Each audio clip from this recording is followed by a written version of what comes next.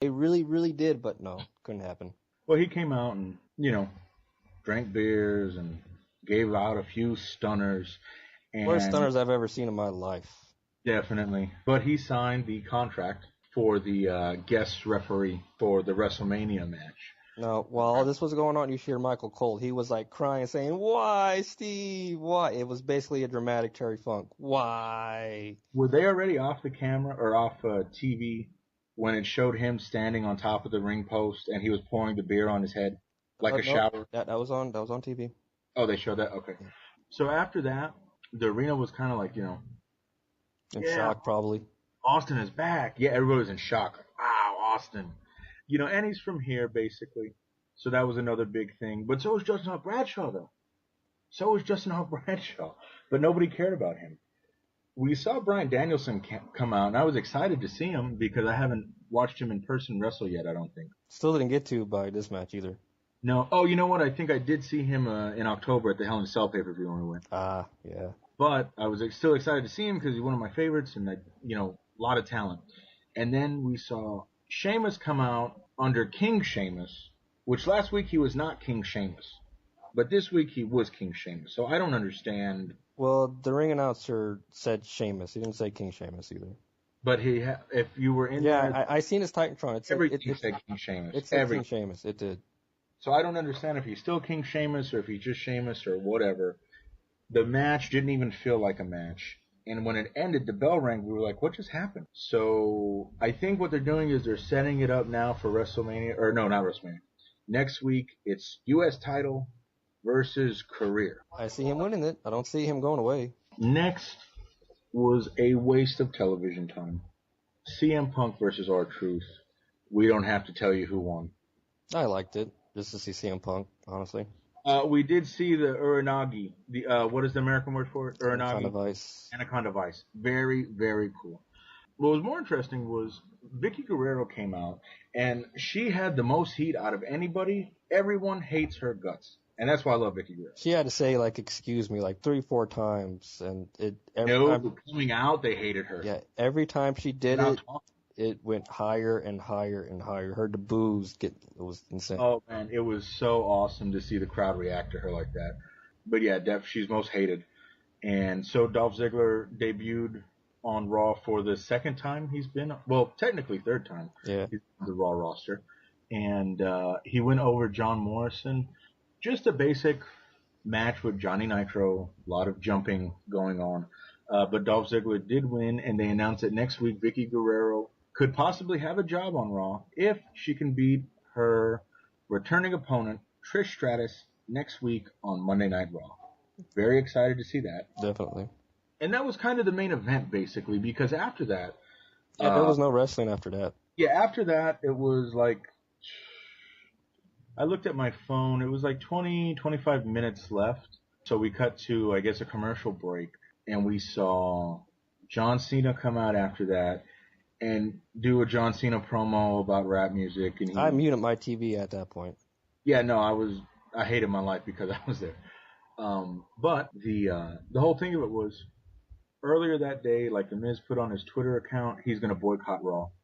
So after, John Cena's done with all of his show and dance, the Miz came out of the crowd and basically attacks him from behind, hits him with the belt and, hits his move on him. And now during that time, I don't think TV showed a lot of it because Jason didn't say anything about it. A fan ran into the ring, and I would say he was about mid-20s or so.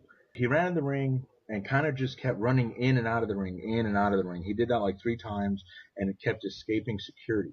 He didn't get anywhere near the wrestlers. But when I realized, oh, that's a fan, because I was thinking, they're not going to bring in any, that's not a run-in, Nobody's going to come and debut on Raw between them. No. So then it hit me, oh, that's a fan. I look at the Titantron to see if he looks crazy. Does he have a crazy face? Well, all we saw was the Miz. So they did not show the fan run in the ring on television. But if you were there last night in the American Airlines Center, like I said, he ran 2 or 3 times in and out of the ring, escaping security. He didn't get anywhere near the Miz or anyone else. I think he just kind of wanted to jump the gate. It was the end of the show. He had nothing to lose. Yeah, right. He waited till the very, very last bit of the show. ran in and out of the ring a few times, hit the ropes, and probably something he just always wanted to do his whole life. We've seen it 100 billion times. Yeah, he didn't want to attack anybody though. So I guess security realized that. So when they finally caught him, they didn't like start fighting with him. They kind of put him in an Asian nerve hold and walked him to the back of basically where the opposite side of the entrance where the limousine came out of. Just not Bradshaw's limo came out of. Yeah, They walked to the if you side. watched Raw, you seen them taking out somebody from that angle. Like you seen it, but only for a split second. Yeah, but no, Yeah. they didn't rough him up or nothing like that. But I don't think they saw him as a danger because all he wanted to do was run around. But still, you cannot do that, folks. No. You cannot run in the ring. This guy got lucky that he didn't get his ass whooped. Yeah, just like you can't run on the football field or try to get on the hardwood at the Laker game. You cannot jump where the fans are supposed to be and where they're not supposed to be. Just because wrestlers do it don't mean you can. Yeah, no. So, that was basically how the night ended. The dark match was just a really ridiculous tag team match where we saw John Cena, who was still passed out in the ring. He stood dead in the ring for like 6.5, 7 minutes while CM Punk had an entrance. The Miz came back out and had an entrance. His partner was Randy Orton. So Randy Orton came back and had his entrance. And then they had to put John Cena on his feet to stand up. Rang the bell. Michael Cole was a special referee. Long story short, John Cena got the hot tag. At the same time, we saw the RKO and the FU with Jerry Lawler giving them the 1, 2, 3. The whole time we were there, I kind of wrote down just a few notes to tell everyone that maybe things you didn't see on TV, beside the fan running in the ring. There wasn't a kiss cam. The last time Monday Night Raw came to Dallas and we went, it was December of 2009. And in between, like commercial time, we saw all of these, I guess, fun things to keep the crowd entertained, like Kiss Cam and the Who's Got the Best Sign contest, stuff like that. But there wasn't anything. When the commercial came, the Titantron turned off. And then when the Titantron turned back on, that gave you the sense of, okay, this is back on TV now. So if you were sitting down in the arena and you weren't paying attention, you didn't know what was on TV and what wasn't. Kind of a slow-moving show because of that reason. We also saw Steve Austin miss a few beers. Now, I don't know. I seen he had blood on him on the top of his eyelid. I don't know if it beer him in the face or when he was doing the stunners he got cut, but he had a little bit of blood. What are they going to do, cut himself on Just Hunk Bradshaw's hat? I don't know. Maybe, like I said before, Justin Hunk Bradshaw had absolutely no heat. He was dead in the ring for a couple minutes while Austin was doing all his stuff. He was, and then he got another stunner. Yeah. Picked him up, gave him a beer, stunnered him. Classic Austin. Also, I saw the Raw Fan Nation guy again, and we haven't met, but I've seen this guy at every event that ever comes to Dallas. He's there. Every event that's ever in, I don't know, Miami, he's there. He's always at Raw. Yeah, you called me, you said you seen him. Next you know, I see him holding up a sign. Front row center. He's always there. So he was there. The last time I saw him, people were treating him like a celebrity, and all he was going to do was like go get a drink or something. Mm-hmm. But he had to take pictures and actually sign autographs. But this time, he was just an average Joe that was like, I guess, going to the bathroom or whatever. One note I do want to mention. We were watching them record Superstars. And during the Superstars taping, everything was pretty dead, and there was just a horrible, horrible match. A mixed 6-man tag main event. Natalie Neidhart did the sharpshooter to Tyson Kidd, and everyone in the arena, everyone that was sitting down watching, it was a little bit over halfway full at that point, because this was the main event for Superstars. Raw is on in like 10 minutes live. So everybody's starting to get to their seats. When they saw her put him in the sharpshooter, the crowd popped. Like huge? Like huge. Crazy. It was like Bret Hart was there doing the sharpshooter. Well, I guess in their eyes, the closest they're going to get. And, for the life of me, I just can't figure out why. I have no idea. If I was there and seen it, like, hey, okay, she's putting on a sharpshooter. She does this all the time. That's her move. But I guess... they loved it. Well, some other things that was interesting last night. They showed the Tough Enough commercial. Which we did not see. Showed the Story to WrestleMania DVD, which looks fucking awesome. Yeah, I'm going to have to get that definitely.